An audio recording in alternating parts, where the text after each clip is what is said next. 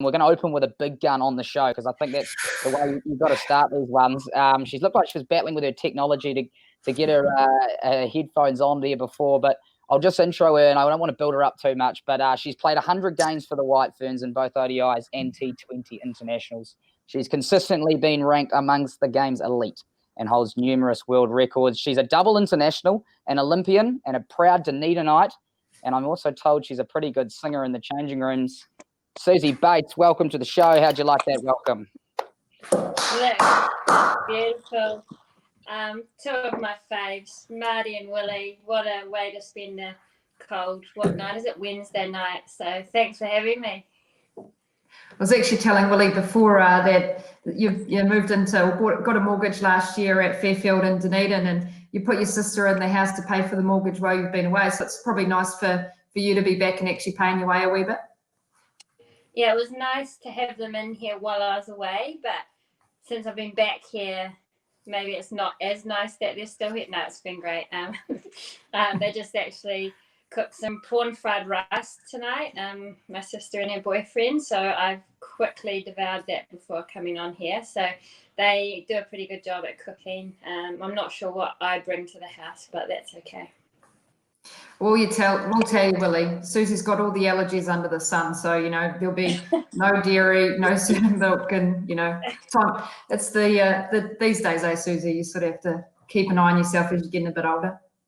Lucky I'm not allergic to sugar, but that'll be the next thing to go. Now, Batesy, as your former media manager, obviously I was dropped from the White Ferns as media manager.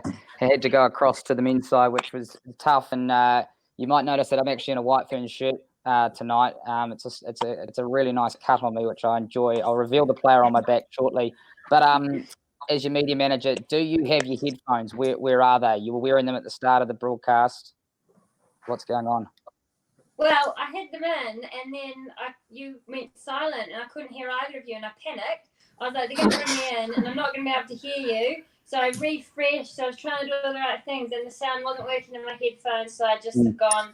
I made a decision, used my initiative, and I can hear you without them. Yeah, so sorry about that. Yeah, that was all right. It looked like a panic. You came in and out of the broadcast. Not saying that because you're any older than the rest of the players, you don't know how to do technology, but better.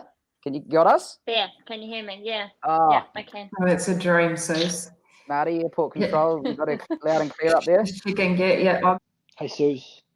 It's your bro Henry here. Just a little message on behalf of the family on just how proud we all are of you. It has certainly been amazing watching your success over the years, not just at cricket, but anything you've tried your hand to. But to become one of the world's best cricketers is an amazing achievement, and the longevity of your career even more so. I recall a line from the ODT recently suggesting you'd played for Otago for over half your life. And while that certainly made me feel old, it's a testament as to just how long you've been at the top of your game. Being a sporting mad family, pretty much all of my memories growing up involved backyard cricket or knee rugby or basketball. And it's certainly been a pleasure following you around the world in your sporting endeavours, from the Olympics in 2008 to England, to Australia, and even to Molineux Park. Mum and Dad have gone even further afield, and I know how special that is for them too. But probably one of the coolest things to watch in the last few years is seeing how you've helped women's cricket grow in New Zealand. The game has changed massively, and to watch youngsters and young girls aspire to be White Ferns and see the way you interact with them is pretty cool.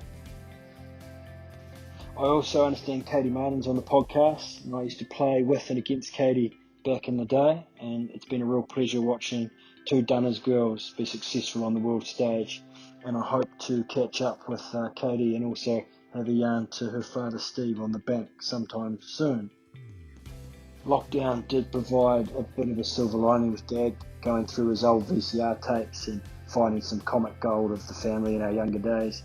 I have flipped on a clip of Suzie batting in a torrid backyard battle against her brother Tom. Just lastly, like to say once again how very proud we all are of you, Suzie. Hopefully we will see you back on the park sometime very, very soon.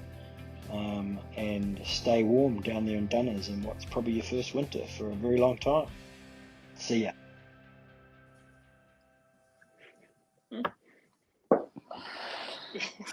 The memories there, prepare me mate. for that, Willie. Well, obviously, watch the boys podcast. We got them. You know, your turn now. Yeah, gosh. Yeah, I think as a family, we like to give each other a bit of grief most of the time. So it's nice to hear Henry a bit emotional there. Actually, like they were a huge part, my brothers, of why I got into sport and why I'm so competitive. So, look, they say they taught me everything I know, but that's partly true. Just the way they showed me how to play cricket in the backyard. And yeah, Tom used to sledge me more than anyone in women's cricket ever has, so he prepared me well. But yeah, that was very cool. I'm sorry about some of the photos, but he's dug deep for those. She had these pigtails and she ran in and she was just a little bit uncoordinated at times, a little bit of, you know, as Joe, your mum would say, you know, burning off the baby fat a wee bit. Some of us still wouldn't, but, you know, we'll deal with that. Yeah, Suzie, one day she didn't wear a hat, and you still don't wear a hat. TV games will as you know, the hair straighteners are on in the changing room. Susie's out there getting the straighteners done just so she looked, you know, well, she's not captain now. She's sort of eased up a bit on that. But yeah, she had her pigtails on, absolutely sunburned at a tournament, got straight down the seam of the piggies, got sunburned. From that point on, she had to put her hair up, the coach said. But I'll tell you what, she was 16 at that point, so it took her a long time to give up the old pigtails. That's my memory of you. Yeah, well, okay, the pigtails, true story. It took a while to let go of the pigtails. Chubby, true story. I was a bit of a chubby kid. But the hat, I always wear a hat in the sun. I just don't wear a hat at nighttime because it's not sunny. So I'm very responsible. Skin cancer and things these days, always wear a hat. But with my pigtails, I couldn't physically wear a hat, so that wasn't my fault. They didn't design a hat with 2 holes out the side.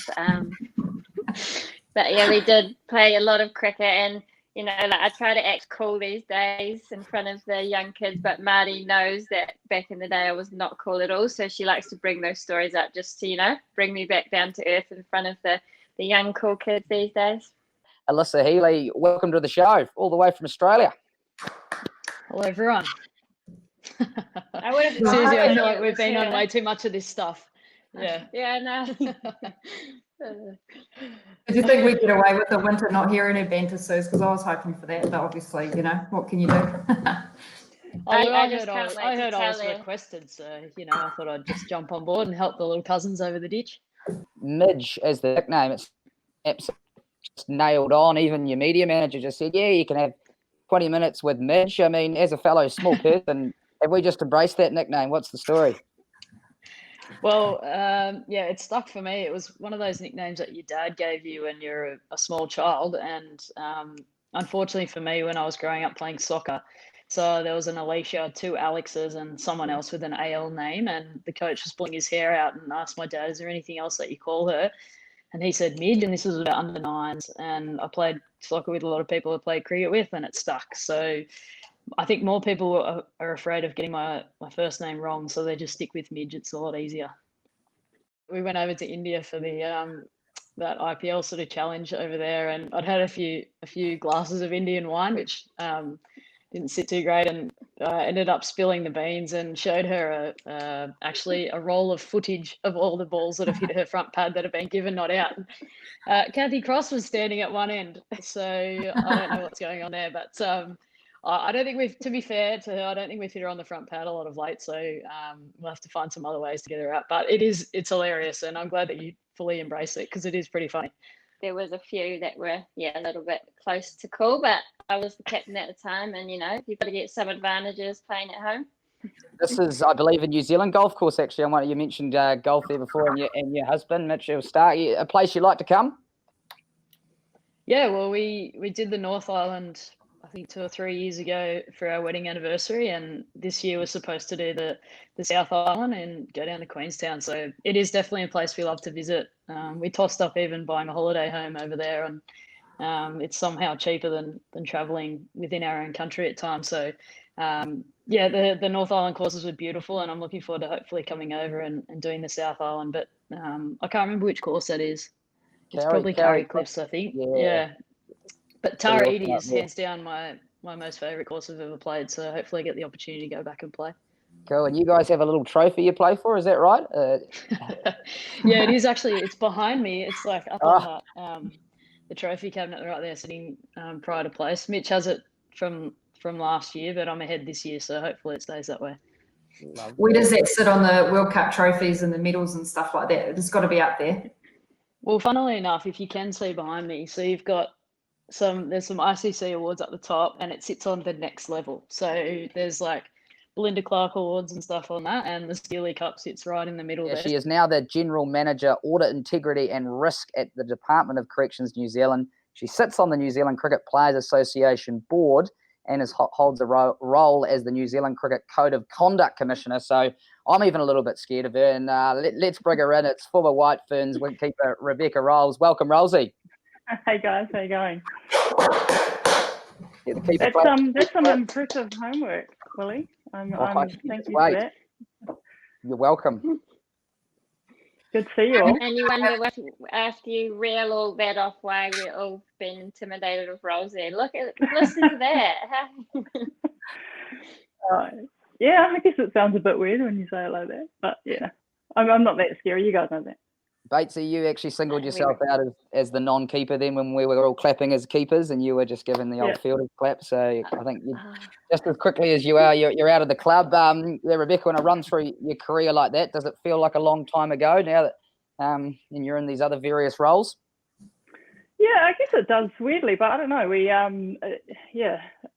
because cricket's all around the place now, and there's so much to see and watch. I don't know. I never feel too far away from it. If I'm honest, I do a little tiny bit of coaching, and I always get the bat, if I can, and use that. But it's a long time ago. I mean, it's such great memories for me. But really good to see what the game's got to these days. I remember watching on TV, and I'd never seen women's cricket on TV, and I just was like, oh my gosh, I want to be a White Fern. And I just obviously watched the game, and it was such a close game. But I guess I didn't know that much about women's cricket then. It was just, for me, that was when I knew I wanted to be a White Fern. So that's pretty special that having that game televised and then winning and doing so well. I think I inspired probably a lot of players my generation to want to play cricket for New Zealand. Yeah, I'll tell you, that ball went in just, didn't it, Rosie? It's like how you catch it, doesn't need to go in the middle, but as long as it sticks in. But yeah, look, it was such a dream, and I know it's been playing on TV over here for the last wee while. And look, I'll tell you, there's a few absolute legends of New Zealand cricket in that team, and I don't know what's more scary, Rosie. Some are, playing with Emily Drum, Catherine Campbell, and Debbie Hockley, or your job in the police. Definitely the former. You guys talk about being intimidated by me, but you try going into a dressing room and having just replaced Sarah Illingworth, who was everyone's, favourite person ever, and great wicketkeeper. With Julie Harris, Catherine Campbell, Debbie Hockley, and they were players I really looked up to and was completely terrified of. So it keeps rolling over, doesn't it? But it was a special day, and because of some of those girls, Catherine and Debbie in particular, it was nice to finally. We'd missed out in India a few years earlier, so it was nice to bring it home. It's pretty special when you hear someone like Suzie say that's the reason that she, wanted to become a White Fern. But I even know from a boy's perspective, me and my brother Henry Nicholls, we were on the sideline that day and charged on when you won the final. Oh, yeah. I even gave you a high five with the glove. Don't know if you remember that, but I suppose that's what it's all about, isn't it?